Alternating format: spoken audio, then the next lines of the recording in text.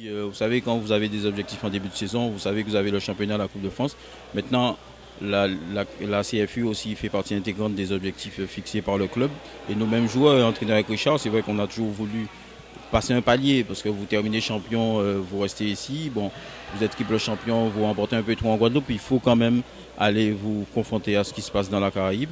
Donc moi, à titre personnel et Richard, l'encadrement, sait qu'on avait ces compétitions-là à préparer. J'espère que le joueur aussi, puisque c'est quand même un bel événement. Je veux dire, rares sont les équipes qui ont eu l'occasion comme ça de se déplacer. L'année dernière, on a eu, comme je dis, l'expérience d'Haïti qui nous a permis après de débouler un championnat et de remporter le titre. Donc voilà, donc c'est des expériences qui peuvent vous permettre déjà d'acquérir un certain niveau de jeu, mais aussi une forme de stage, bien qu'on ne va pas là en stage, hein, on va pour essayer de terminer premier parce qu'il n'y a pas d'autre alternative. Hein. C'est soit vous terminez premier ou vous passez au tour d'après, ou soit vous êtes éliminé directement. Donc on va pour essayer de défendre nos chances, les chances de la Guadeloupe, et en nous appuyant effectivement sur ce qui s'est passé l'année dernière. C'est vrai qu'on a eu beaucoup de problèmes, je dirais, de blessures et tout, mais bon, ça fait partie des aléas d'une équipe. On a vu contre la Gauloise qu'on a pu pallier à cela. Donc maintenant, à nous, avec ce bonus qu'on a eu contre la Gauloise, avec ce coup de booster au niveau du moral, d'enchaîner cette compétition de la meilleure des manières. Bonne chance et bon vent. Merci. L'équipe est bien préparée. Vous savez, on essaie toujours de rentabiliser au mieux ce qu'on a. On a un effectif qui est là, malgré les absences, comme vous dites. Donc on a bien travaillé dans la semaine. On a bien préparé le match de la Gauloise. Et puis nous savions déjà qu'il y avait Trinidad en bout de course. Et ça y est, nous y sommes. Donc nous partons avec un groupe de 20 joueurs, dont 7 U20. C'est quand même exceptionnel pour eux. C'est l'occasion d'ailleurs pour qu'ils puissent voir un peu ce que c'est que le haut niveau. Donc on prend ça du bon côté. C'est vrai qu'on a des absents qui vont nous manquer, hein, parce que ce sont des joueurs importants dans l'effectif du CSM. Mais c'est aussi un challenge à relever, même si ce n'est pas le niveau de DH, mais avec des jeunes joueurs et des joueurs qui ont beaucoup moins joué cette année que ceux qui sont absents. C'est une compétition internationale avec des équipes championnes ou vice-championnes de leur pays. Trinidad, une équipe de professionnels. Donc ça veut tout dire. Ça veut dire qu'on va être confronté à meilleurs que nous. Je crois qu'il va falloir gérer ça et prendre en considération tous ces paramètres et faire en sorte qu'on sorte grandi de cela, une belle expérience à vivre. C'est sûr qu'on n'a pas, on va pas, tout le respect qu'on a pour ces équipes, dire qu'on va gagner la compétition. Si on gagne la compétition tel que nous sommes, ça voudrait dire que le football guadeloupéen est bien au-delà de ce niveau du CFU. Non, il va falloir bien figurer, chercher à montrer des qualités et à apprendre. C'est ça l'objectif, et revenir grandi dans cette affaire-là. Alors le souhait d'un entraîneur côtoyer avant ce grand rendez-vous? Ben, le souhait, c'est que ça se passe très bien, dans de bonnes conditions, qu'on revienne avec 0 blessé, parce que ça y est, c'est bon. Je crois que le quota de blessés dans l'année a été atteint, et surtout des blessures de longue durée comme on n'en a jamais connu aussi.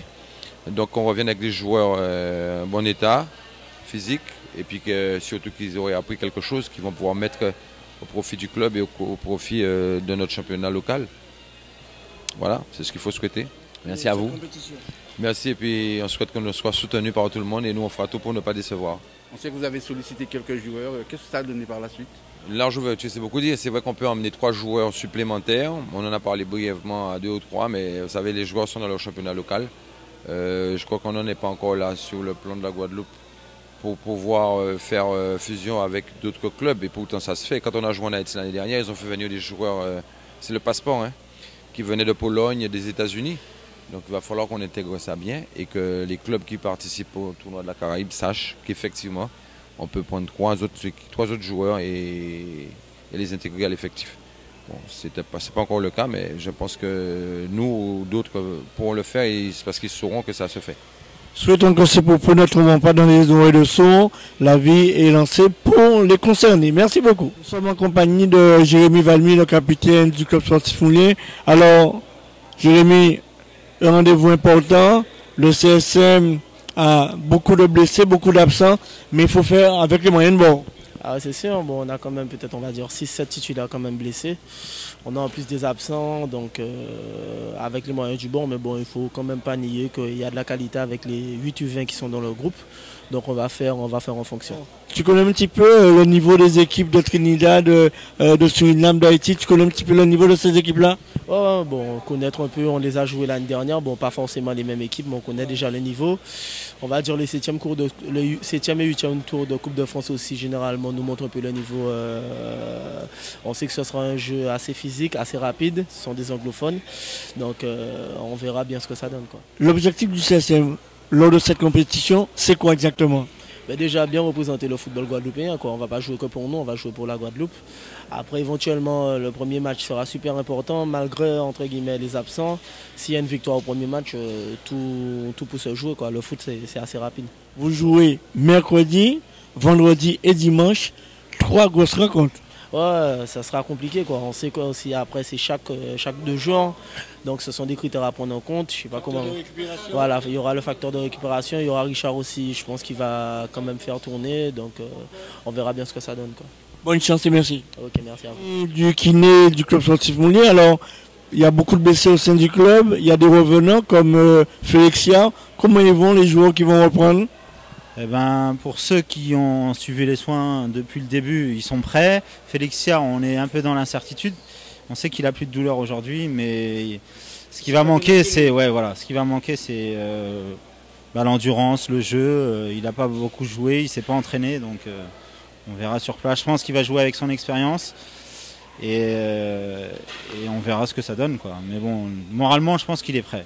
Après, physiquement, c'est autre chose. Alors, le kiné que vous êtes, quand il y a autant de blessés au sein de votre formation, quelles sont les stratégies adoptées?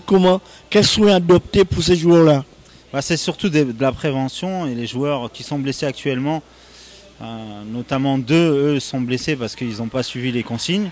Et sur les 2 autres, comme Elbert, pourquoi les citer, et Menji, ce sont des traumas, choc direct sur le terrain, donc là on ne peut rien faire malheureusement. Mais après, c'est beaucoup de prévention, beaucoup de soins. C'est-à-dire, dès qu'il y a un petit bobo, il faut venir se soigner.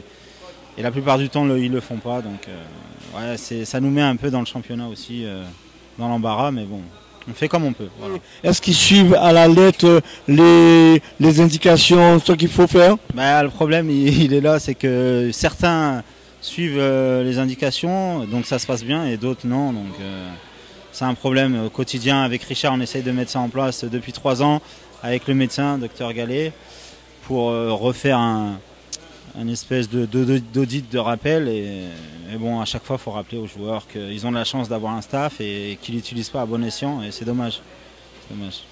Bon courage et bon travail au sein du club. Merci beaucoup. Il y a du boulot. Ouais. Merci. Au revoir. Okay.